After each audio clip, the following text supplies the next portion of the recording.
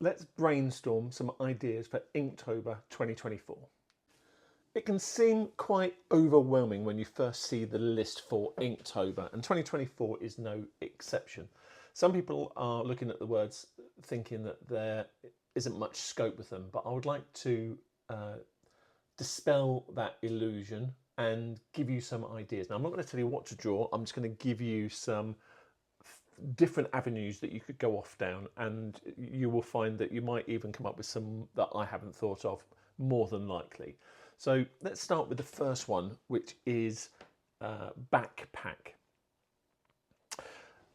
The first thing that springs to mind is a person on a journey carrying on their back tent, sleeping bag, spare shoes. So that's one point. What we look for, I suppose, initially is it a boy or a girl? And then the other thing that springs to my mind is what decade's it in. So are we talking about someone in the Victoriana period backpacking? Are we talking about someone in the 60s with their flares or miniskirt? Are we talking about someone in today's age backpacking? Are we talking about someone in the future? So are we talking about 2050, 2090, 2300? So what would a backpack look like? Once we've established that, how much gear are they carrying? A little bit or a lot of it? Is someone backpacking for a purpose? So if I was traveling to go and paint plein air, what would I be carrying? It would be more artist equipment. So are we looking, what career are we looking at? What is it a scientist? Is it a marine biologist? So what's the person's career and what's the gear in their backpack, and how big is it? Is it absurdly small, stupidly big? The other thing that we can look at when we've thought about all of those things is what continent is it on? So are we talking about someone in Chile backpacking? Are we talking about someone in Canada backpacking? So the type of clothing that that individual's going to be wearing.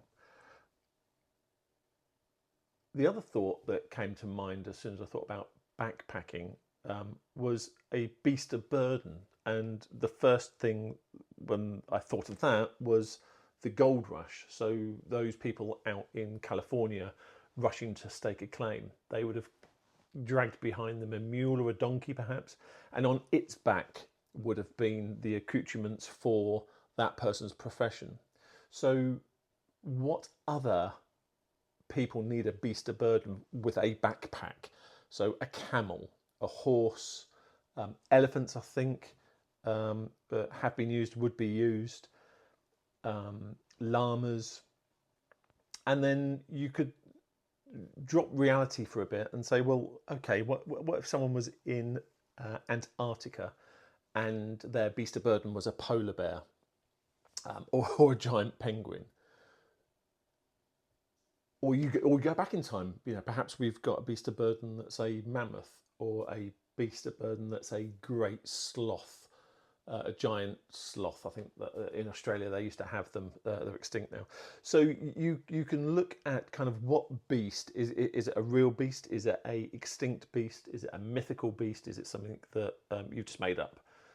So that's all very interesting, and you could shrink it down. So it's what could master an ant and what could the ant have on its backpack? So suddenly you've got all of these possibilities with regards to backpack, who, what, why, where, and when. The next thought that crossed my mind was, what kind of animal has a backpack? The two I think that spring to mind for me is a snail. His house, his backpack. So if it wasn't a shell as such, what else could you strap on to? I walked past someone's Land Rover and they had all of the bits and bobs that you could want for a Land Rover. They had shovels and water tanks and spare tyres all bolted onto this Range Rover. And my thought as I walked past it in the car park was, someone's going to nickel that stuff off of you. So a snail is backpack. A hermit crab will crawl into literally anything that is the right shape for its size, its age. So what could a hermit crab's backpack be like? And then if you personify those animals, if it wasn't just a shell, kind of what other bits and bobs could you have on a snail or a hermit crab? I was walking through the town today, and as I was making a video for another video, a pigeon landed and then flew off again. And I thought, oh, what would a backpack for a pigeon look like? So you can take, if a pigeon had to go on its travels, let's say a World War II carrier pigeon that's carrying a message for the Allies from the front line back to, if you designed a little backpack for it. Oh, that leads me on to the Rescuers, that animated series. There wasn't there an albatross or a seagull that was the airline, and the mice all clambered into like a sardine tin or something. My memory's a bit vague. I only saw the film once, many years ago. So its backpack was the compartment which the mice travelled in, and I'm pretty sure it's an albatross. I probably got that horribly wrong. Who else has a backpack? Well, kids going to school have backpacks. I think famously, famously, not really, I had a satchel or something. I can't remember exactly back. I remember walking to school with something on my back. So kids going to school will have a backpack. Is it a brand new backpack? Is it the latest Pokemon backpack? Is it an old, tired, hand-me-down backpack? If we're in America, I saw the other day that you can buy bulletproof backpacks in case there's a school shooting. Let's not go down the lines of how absurd America is about gun law. But so, is there something that is designed to protect the kids against a threat that is built into the design of the backpack? Mouse, who make shockproof, I haven't got one, shockproof phone covers, the company's Mouse. I saw them demonstrating a mouse backpack to protect a laptop. And then they put the laptop inside the backpack and then take it to the top of a block of flats and throw it off and then see if the laptop survived. So you could have backpacks that are designed to protect the contents within. Do you do the backpack empty? Do you do the backpack full on the back of someone? Do you do the layout of all of the ingredients that go into, all the equipment that goes into the backpack? So do you do, the sleeping bag and the shoes and the spare underpants and the cooking pot and everything laid out as if someone's just about to backpack? An idea I've had that I'm going to expand on, and I'll probably end up doing this because I quite like this idea, is the army. So the army has a certain set of needs for a backpack. So suddenly that day one, that word backpack, we've just got a million different directions that we could go with it. So I think backpack is quite a good one. Day 2, discover. What is it to discover something? You can discover someone's secret. You can discover a far away land. So is it someone that has set off on a voyage, Christopher Columbus, that thought he discovered, is it the West Indies, and it was just the East Indies, thought he discovered America. Lots of contentious issues about he didn't discover it because people have been living there for frigging millennia. So is it someone that's travelled somewhere and found something?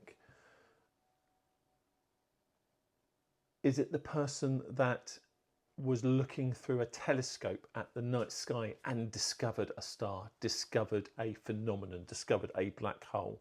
So you've got a whole range of space, deep space that you could look at.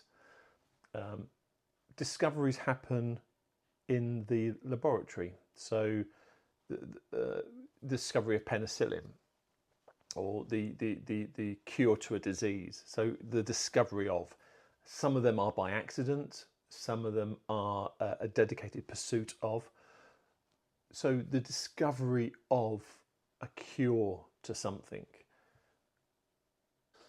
So people discovering things. We've got people that set off on explorations and were the first to discover a plant, an animal, a kingdom, a building. So, can you imagine what it was like for the first person, the first non-localized person to discover Machu Picchu or the Great Pyramids? It must have been quite phenomenal. So whilst they discovered it, perhaps for their country and their peoples, it was already well known locally. So you could argue that someone from New Zealand going to France discovered the Eiffel Tower, albeit it had been known to the locals for a very long time. So you kind of got that crossover of who's discovering what. Is it a child discovering something on the beach? Perhaps a submariner washed ashore, a shipwreck, a washed up World War II bomb on the beach. We, every now and again in our news cycle, we get one of these. A bomb has washed ashore from the war, and which is incredible to think, because that was 80 years ago or something. 60 something, yeah, 80 odd years ago. Is it a astronaut discovering something on a foreign planet? So are we looking at science fiction and people travelling and discovering a civilization, a people's flora and fauna? So how about astronauts? And you can go in any direction you want with that. Science fiction is endless. How about fantasy? So Lord of the Rings. What within Lord of the Rings was discovered? Gollum was discovered, I suppose. Forgive the pronunciation, the coelacanth fish was presumed extinct for hundreds of millions of years, and one was accidentally fished in the Indian Ocean, and the scientists saw the remains of that fish and thought, no, that's a coelacanth, and they then spent the next 2 decades trying to find another one, and eventually another fish was located. The local fisherman happened to pull one on board, so he discovered that it hadn't been extinct and had been living deep in the Indian Ocean for so many years. So could you go somewhere on this planet? And I remember seeing films from the 70s and 80s where they would go to the land that time forgot, and they would discover dinosaurs and all that kind of bit of Jurassic Park. So what could you discover again that wasn't true? The discovery of a magician. So perhaps someone has found the secret to how a trick's done. They've discovered the truth. Someone discovering a map to buried treasure, or a map to somewhere. The other day, a few days ago, someone discovered, I think it was Beethoven, I half read the headline, forgotten music or unknown music from Beethoven. So what composer, what artist, what rarity could someone discover that was thought to have been lost, or was unknown to exist? Day 3, boots. The first one that springs to mind was Dora the Explorer. I'm pretty sure she had a little monkey called Boots. That aside, boots for the feet. So this one, I think I'm trying to struggle to kind of go too far away from just boots for the feet. apart from people make boots for animals, so I'm pretty sure I've seen people making leather-clad footing for whatever reason, horses, camels, pigs. I can't remember where I've seen it, but what boots would be made for an animal, and what would that look like? And then once you're happy with that idea, make boots for a seagull, make boots for an elephant. But back to humans, boots are good for people that are in construction, manual labour, and they're also used for explorers and the military. But you can then take those ideas and say, okay, what era are we looking at? Are we looking at the Roman soldiers? Are we looking at the Spartans?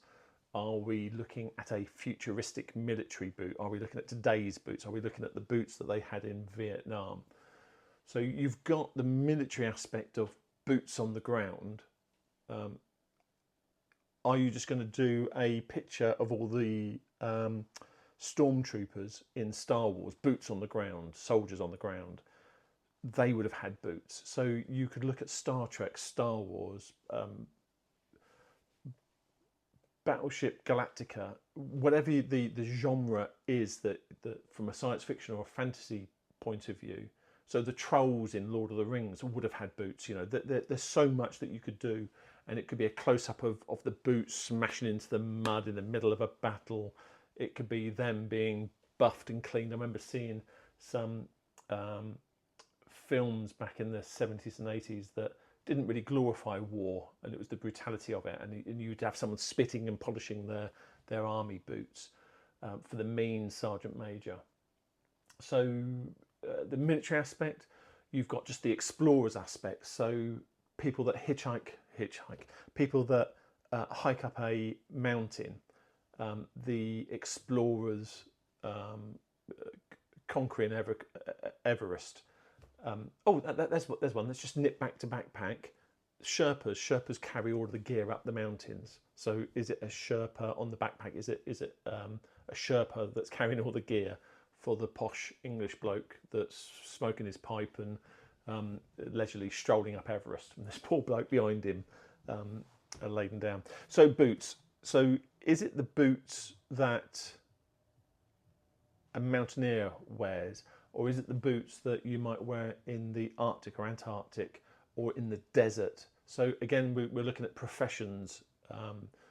An archaeologist wearing boots. So you could have the foreshortening of the boots on someone a bit Jurassic Parky. If you think back to a Sam Neill in the desert excavating whatever bones, you've got someone in khaki shorts and with a trowel finding Cyclops. So it's a case of how you position those boots on the individual doing their job, but in what era. So I'll be talking about, again, let's go back to when I think it was the Victorians discovered dinosaur bones for the first time. So what's the profession? Where are they on the planet? What continent? Are they in the jungle? Are they in a desert? Are they traipsing through a river? Are the boots being cleaned? Are the boots filthy? Are they by the campfire drying out after a long, hard day's trek through the swamps? So the boot is really versatile with regards to who's wearing it. And I suppose the last aspect of boot in the UK, we've got Dr. Martens brand, which do fashion boots. So especially in the kind of 70s, 80s, 90s, were the footwear of choice of the punk. So is it a punk rocker? Is it someone that's on stage strumming a guitar with their big Dr. Martens on? And then I think Dr. Martens, they used to be like any colour you want as long as it's black. And now I think, or you certainly used to be able to get like pink and yellow and green Dr. Martens boots. So what kind of boot? Does the boot for a pilot, is it different? I seem to have got a vision like in my head of kind of thigh-high boots with great big long laces being tied up. So yeah, again, but back to what era? How about the Zulu warriors? How about some African tribe? What kind of boots would they have? Because it wouldn't have been the same kind of construction that we would have in modern day boots. So, was it Neanderthal man's boots? How did they make theirs? What would they have made them out of? Crocodile skin or snake skin or some elephant skin, and they would have been crudely tied together. But it's still a boot, so you can get away from the fact that a boot is a military boot. It's something that is hard wearing, protects the foot for that individual. So the Neanderthals probably had boots. The Zulu, the Massa tribe have had boots. There had been a whole bunch of the British Army in the 1800s, the Napoleonic Army in the late 1700s. They all had different styles of boots. There's just a million ways that you could take that as a footwear. Boots. What else can you boot up your computer? So you could turning on off the computer, booting up the computer.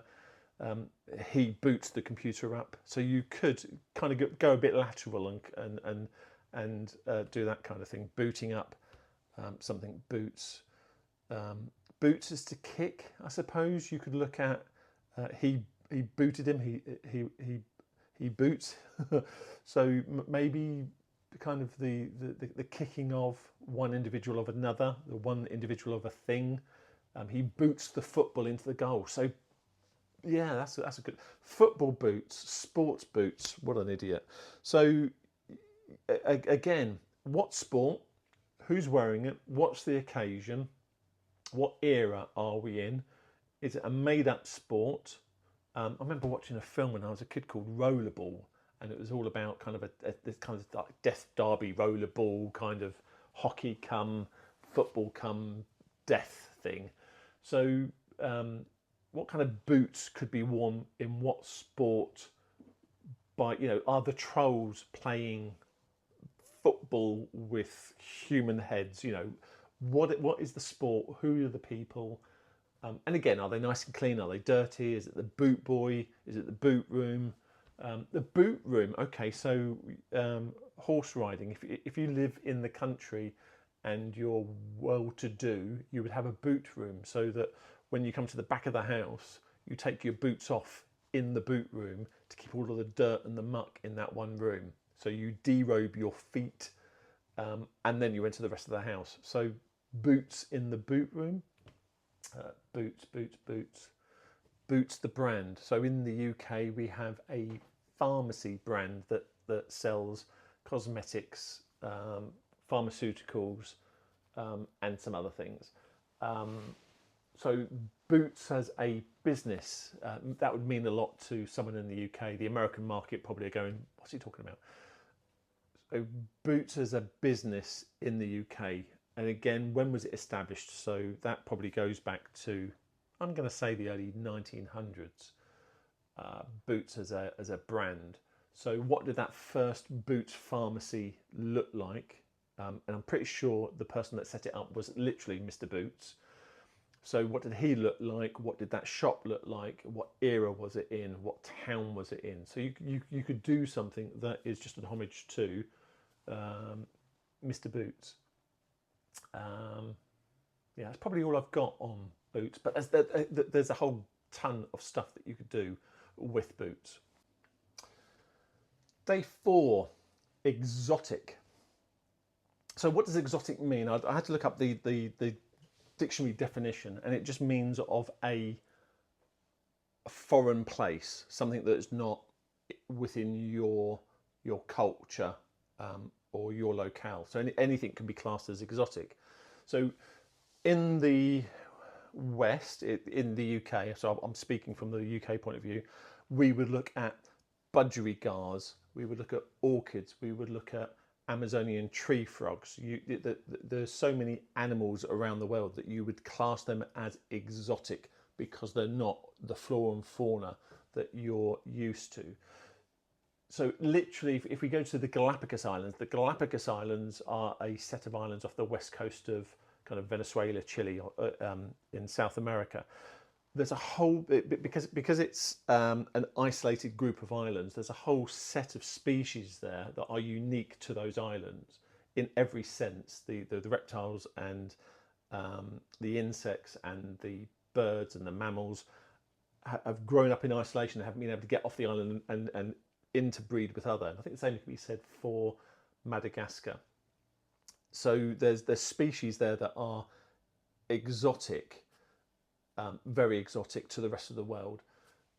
Things like budgerigars, kind of, they've gotten around a bit. So in the UK, we look at all these foreign parts and go, oh my God, look at all these exotic things. But if you're local there, they're not exotic. They're the flora and fauna. And so from someone from the Galapagos Islands, a llama would be exotic.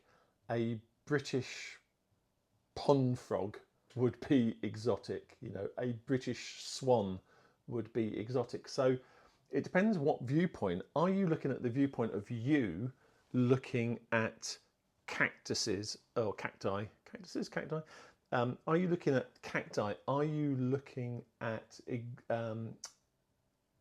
jungle animals? Are you looking at the fauna, the trees, the shrubs, the flowers that you would find in a desert location? A fish from the UK perspective, or are you looking at it from the viewpoint of an Aborigine in Australia? What would they find exotic? Well, something doesn't have to be brightly coloured and stupidly. I was going to say designed, but that's the wrong word. For it to be exotic, so a white dove could be the most amazing thing to someone that's never seen one before. So, from what person looking at what item is something exotic? You can also use the word exotic to describe something. So you might say the boys over there, the youth, they had exotic hairstyles, and that would just mean that, you know, punk rocker and colourful and spiky and whatever it is, it's unusual for the culture. If you go to a museum, I do love going to the Victoria and Albert Museum. You walk through and they've just got the most beautiful examples of everything. Spears from tribes in Africa from, you know, years ago, Egyptology, things from the Sumerian people's eras, from the Indian continent, from China. There's so many things that you go through, and that they're all exotic, aren't they? They're all quite outstanding to look at. So what is it that you look at? Is it an artifact? Is it a piece of flora and fauna? Is it a person that you would describe as being exotic? I looked it up, and the word comes from Greek exo, I think, which just means out of. And that translated through to exotic in Latin in the 16th century. So, which meant like out and foreign. So outside, foreign and outside is kind of where exotic came from. And I haven't really got anywhere else to go other than it's something that's not within your vicinity, that when you see it, you'd go, oh my God, look at that. It's one of those, crikey, I never knew one of those existed. So something that is not of your vicinity, but don't necessarily do it from your point of view. So a little green British pond frog would be wildly exotic to someone that's never seen one. Hope that makes sense. So that's exotic. Day 5 is going to be the last one for this video, and I'm going to do other batches as we progress with Inktober 2024, so that you can get my thoughts around what potentially you could explore further, to draw, spark your creativity, and to draw something for Inktober 2024. So day 5 is binoculars. So it's a looking tool. Who has them? The first image that springs to mind is the captain of a submarine on his little turret in the middle of World War II with his binoculars looking out. Someone that's very posh sitting in the audience in an opera. So at what viewpoint? Is it over their shoulder, looking down with opera binoculars? I remember going to the theatres in London, and in the front there'd be a little pair of binoculars, and I think it was like £1. You release it, a bit like the trolley. You put your £1 in, and you would get the binoculars out, and you could see the stage better. So is it kind of the theatre binoculars, the opera binoculars? Is it an explorer? So again, you can take that explorer. Who's the explorer? What sex are they? And where are they exploring? What are they looking at? What continent are they on? Are they, a scientist in Antarctica? Are they in the desert? Are they seeing something for the first time in the far distance? Are they seeing the Hanging Gardens of Babylon? Are they seeing, is it the Red Rock in Australia? So what is it that explorer is seeing? A pirate.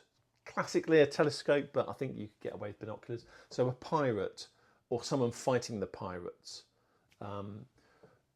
Recently we've still got quite a big problem off the coast of Somalia in Africa, where the pirates coming out of Somalia were capturing oil tankers and cargo ships. So is it a modern day bridge of a cargo ship with people on the lookout with their binoculars looking out for the pirates coming at them in a modern day sense, as opposed to kind of the 18th, 19th, 17th century pirates? Is it the keeper of a lighthouse with his binoculars and in driving rain, and there's a ship in the distance? Who else would have binoculars? A spy. So where is the spy? Is he on the rooftop looking down across the cityscape? Is he looking at the foreign nuclear plant? Is it James Bond looking at the facility of a nuclear power station? So who's the spy, and what country and what era are they spying on with their binoculars? Is it a twitcher? In the UK, I'm not sure if this translates around the world. Someone that watches birds, looks at birds, is a bird fanatic. It's called a twitcher. And they'll go out with their little book and their notebook and their cameras and their binoculars, of course. So is it someone looking for a rare and special bird? Is it a group of twitchers with their binoculars all looking at the one thing? Is it some kind of voyeur, some kind of pervert, some kind of person unwantedly looking at who? So who is looking at whom? Whom is looking at whom? Where's that scenario play out? Who is it being observed, and how? From the bushes, from an apartment block. When you go to a tourist attraction, I was in New York not so long ago, and at the top of some of the skyscrapers, you would have these great big binoculars, great big metal cast things on a stand, and you put your dollar in, your pound in, and you get 3 minutes to look through, and you scout around the cityscape, and you can look at things. But we also have that at the seaside in Britain, or we certainly used to. They probably not so much now. As a youth, if you went to the seaside, you would have these great big binoculars, and you put your pound in, and you can kind of look around. So is it a commercial set of binoculars in a tourist location, Niagara Falls? Is it a bunch of tourists on a jeep and they've all got the binoculars and they're all looking off at the distance, and what they're missing is the big elephant behind them, the tiger about to eat them all? So people looking for being taken somewhere to look at something. How about the design of binoculars? So if you look at the different design of binoculars throughout the years, all the way up to modern day where you have modern technology. So who else uses binoculars? The military. So you've got infrared nighttime binoculars, and I've seen kind of the SAS and is it the SEALs in America, the crack troops operating in the dead of night, and on their helmets they'll have built-in binoculars, so their hands are free for the weapons, and they're looking through to see heat sensing or just nighttime vision, that kind of thing. Who else uses binoculars? So yeah, that's probably all I've got on those 5 days. And I'm sure if I spent more time or actually wrote some of these ideas down, I might be able to come up with 1 or 2 more for you. But hey ho, hopefully I've either inspired you on one of these days, one of these prompts, and it's got you thinking, oh my God, yes, I want to do X, Y, and Z. The interesting thing about these prompts is that there's a bit of a theme with regards to just exploring in general a lot amongst a lot of these words. So you could, if you wanted to get bonus points, is to do a theme for one person doing all of these things in turn. So you create a character, or you use, I don't know, Paddington Bear, whatever is your want. Create your own little character, or use Charlie Brown doing these activities, and then you look at what's their profession, what's the era, what's the purpose, what they're trying to achieve. You could approach all of these as kind of product design. So design me for discover a microscope so that scientists can discover better, quicker, faster. Design me, do product design for a backpack for someone that is looking for orchids in the swamps of Florida. I don't know. So you could do it with regards to product design. You could do it with regards to a storyboard, telling a story from the 31 days of one character doing all of these things. If you want to get really creative, you create a story starting, middle, and end, and you just build into each of the 31 scenes that you draw one of these prompts. Do you want to make a point? So do you want to make a point about war? Do you want to make a point about the environment? So you could approach it from any of those points of view. So the backpack, how would you make a point that would support your argument about the environment, about the decline of the environment, or the scaremongery of the environment, however you want to approach it? The same could be done for boots. So how could you tell a story that is anti-war or anti-communism, or whatever it is that kind of resonates with you? Are you a vegan? Are you a sports nut? Each of these you could approach and go, okay, I'm a sports nut, so I'm going to do 31 days worth of sport related things. And then what era? So you could set out your bench and say, okay, it's going to be the 60s for me. It's all going to be about sports, and I'm going to do it all with Charlie Brown, for want of a better character. So you can have a theme running through it. You can just tackle each one as you see fit. Some days you'll probably find that you can literally just draw the one thing. So you could draw a backpack quite quickly and easily. It's just a thing. But if you put that on a character in a landscape, suddenly that's quite a big picture, and it's quite a big undertaking. So I think that's where I'm going to start bringing this to a conclusion. I hope this is going to help, and if you would like to see my other videos about brainstorming ideas for Inktober 2024, obviously hit the subscribe, like and share, leave some comments. The comments would be great. If you've got ideas that I've missed, and I've probably missed a whole ton, if you've got ideas, share them. It's a community thing. It's not I'm going to win this because nobody can, because it's just you drawing a thing. And sometimes you'll be brilliant. Everyone will go, oh, that's just that's amazing. And other times people will go, yeah, I don't get it. So share your comments. It's a community thing. We can all have a laugh together. We can all point and stare and tut at my drawings, typically. But it's all about just creating a habit to draw frequently, about having fun, about being part of a community, and about trying to build some sense of accountability to show up every day and do your drawing and submit it on social media, whatever platform you like. And remember to hashtag it. So hashtag Inktober, hashtag Inktober 2024, hashtag backpack, that kind of thing, which will help other people find your work on social media. So thanks ever so much. I'll do another one of these videos talking about day 6 to 10, and that will be out in a few days. I don't have a set timeline for it, but the first 5 days are done. I think we're good. We've talked about the possibilities, so just go and have some fun. Hey, that's what this art malarkey is all about. Thanks ever so much for joining, and if you've made it this far, I love you. Bye.